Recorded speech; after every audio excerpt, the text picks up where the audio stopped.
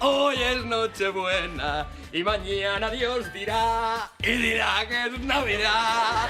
Vuelve a casa, vuelve por Navidad. A la merda, López, jo ja no puc més. Avui emigro, m'exilio. Aquesta ciutat s'ha tornat Mahara, tio. Quedat delimitades a l'hora d'esmorzar segons el govern, que és bastant d'hora, i l'hora de dinar.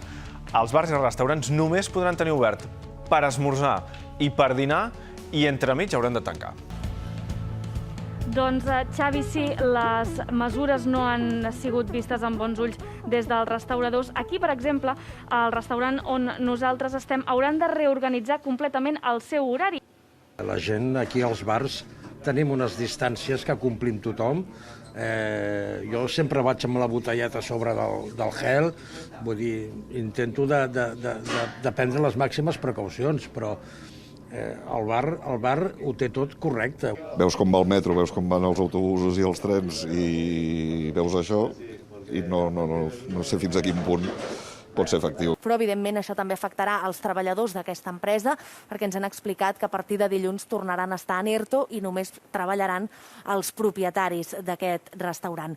Ho viuen resignats i amb les sensacions explicaven que sempre paguen els plats trencats els mateixos d'aquesta pandèmia. Nosaltres hi posarem tots els recursos que calguin.